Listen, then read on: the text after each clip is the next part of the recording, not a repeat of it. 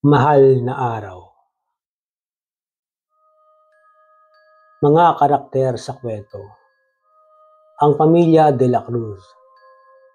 Si Mang Lando, isang dating karpintero na ngayoy mananabas ng niyog. Si Aling Malu, isang masugid na deboto ng mahal na Birhen. Si Christine, 16 na taong gulang at panganay na anak. Si Carlo, 12 anyos at sumunod kay Christine. At si Michael, ang bunso ng mag-asawa na 8 taong gulang.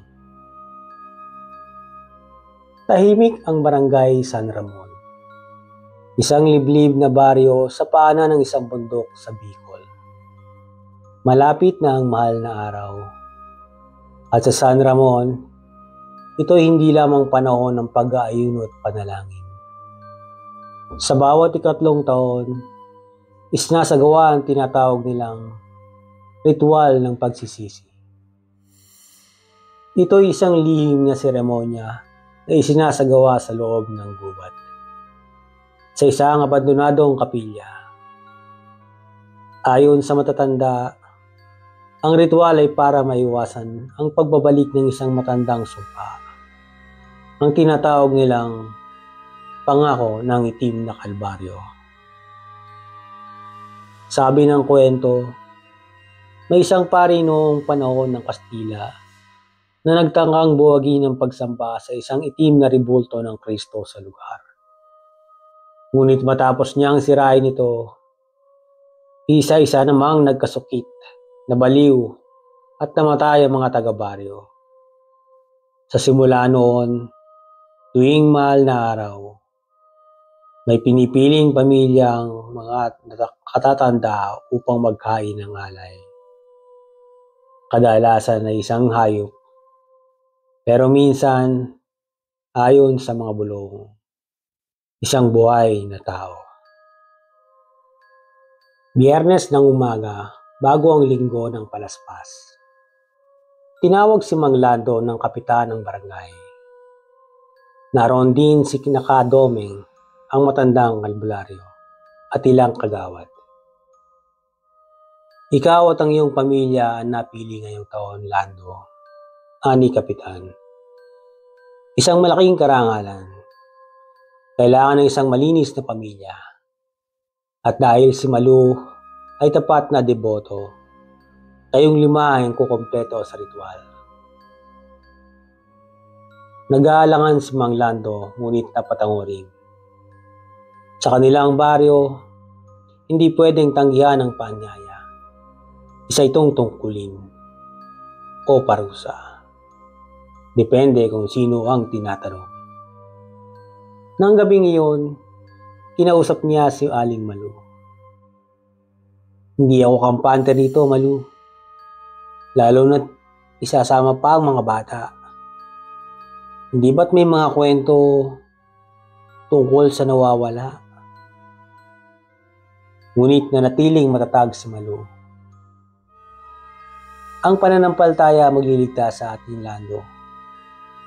Baka ito na ang pagkakataong mapalapit tayo sa Diyos. Simula ng Miyerkules Santo, nagsimulang mag-ayuno ang pamilya. Araw-araw ay nagdadasal sila sa altar sa loob ng kanilang bahay.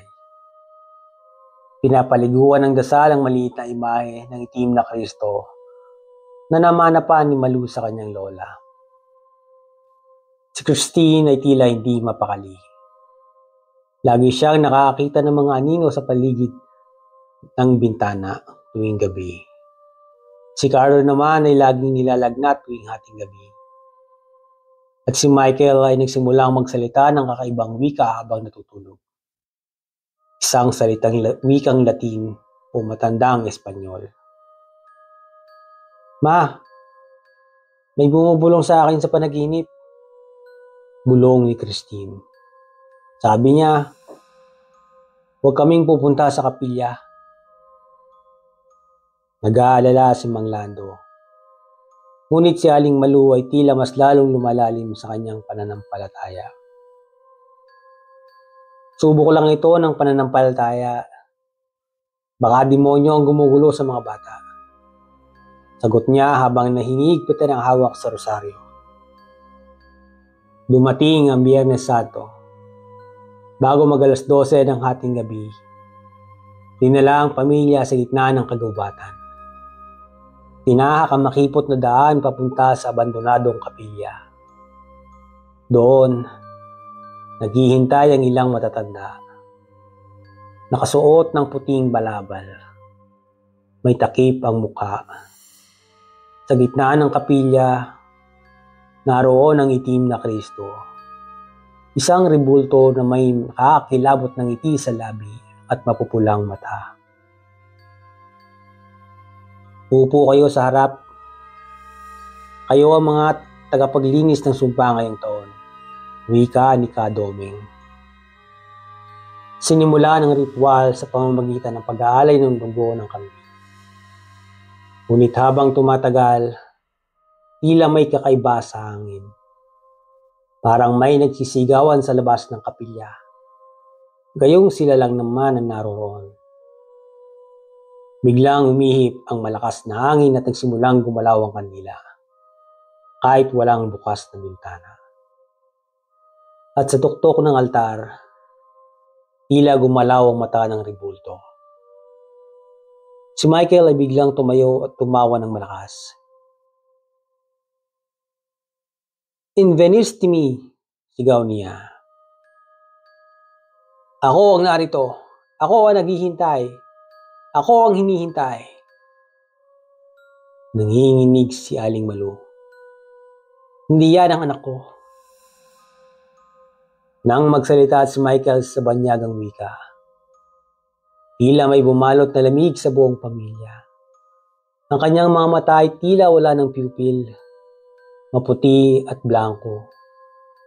Habang patuloy siyang tumatawa, isang aninong may mahabang kuko ang gumapang sa kisame. Isang anyong hindi kayang ipaliwanag. "Ano to, Malu?" sigaw ni Mang Lando. "Anong nangyayari sa anak natin?" Hindi na makaimik si Aling Malu habang hawak-hawak ang rosaryo. Nananalangin siya ng buong lakas. Ngunit ang kanyang dasal ay parang hindi na dumarating sa langit. Biglang tumigil si Michael. Nanginig ang kanyang katawan at bumulagta sa sahig. Mabilis na lumapit si Christine at Carlos sa kapatid. Ngunit wala itong malay. "Kadomeng, tulungan niyo kami!" sigaw ni Lando. Lumapit si Kadomeng. May bitbit na abo sa palad. At biglang sinabuyan ang katawan ng bata. Hindi si Michael ang narito. Isa itong tagpagdala. Dapat natin siyang ibalik bago ang hating gabi. Hindi na natapos ni Kadomeng ang sasabihin. Bigla siyang hinila ng isang mahiwagang anino sa likuran at napasigaw. Wala na siyang kasunod na tunog. Nawala siya na parang bula. Naiwan ang kanyang balabal na may bakas ng dugo. Si Michael ay biglang bumangon muli.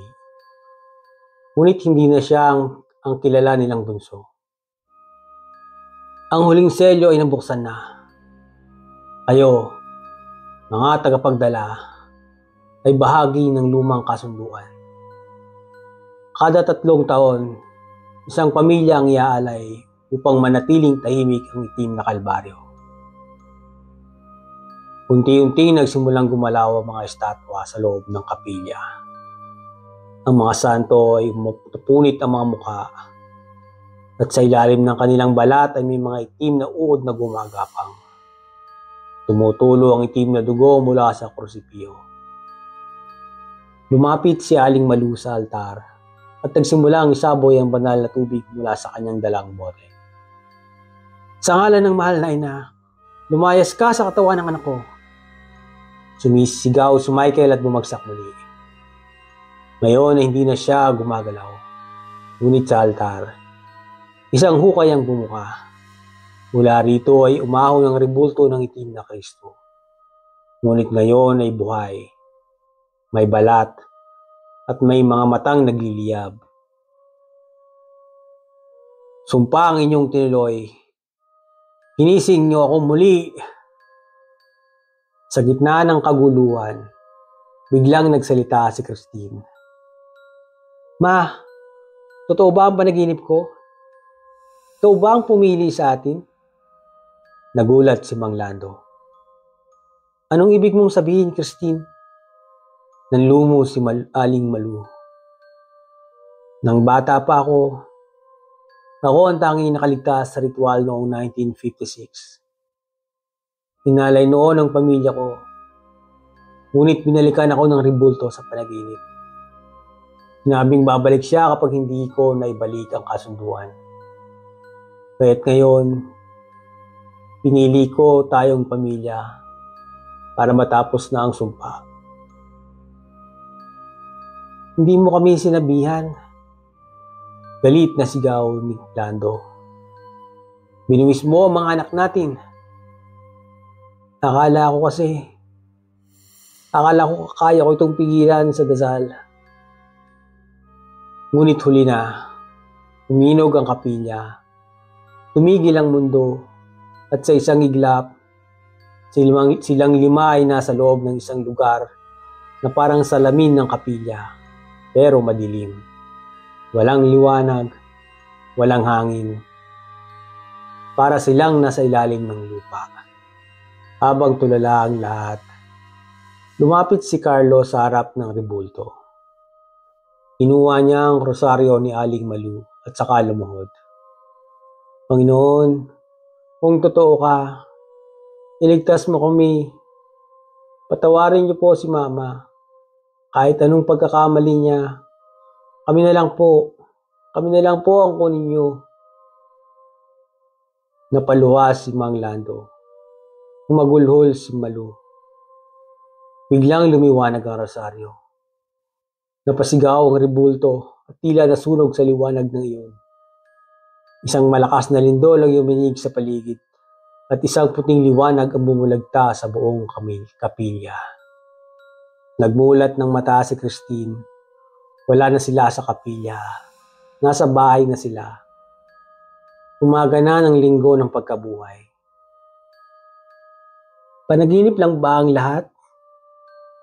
Tanong ni Mang Lando. Ngunit sa likod bahay, natagpuan nila ang lumang ribulto ng Itim na Kristo. Wasak na at sunog. Sa tabi nito ay ang balabal ni Kadoming at isang papel na may nakasulat. Ang sumpa ay pansamantalang natigil, ngunit hindi pa ito tapos. Hanggat may naniniwala, muling babangon ng itim na kalbaryo. Lumipas ang ilang buwan, bumalik ang katahimikan sa San Ramon. Isang gabi, habang natutulog si Aling Malu, may narinig siyang tumawa sa labas ng bintana. Pagtingin niya, may batang lalaki na nakatingin sa kanya. Hawak-hawak ang laruang kotse ni Michael. Biglang tumigil ang mundo ni Malu. Michael? Umiti ang bata. Ngunit ang mga mata nito ay pula.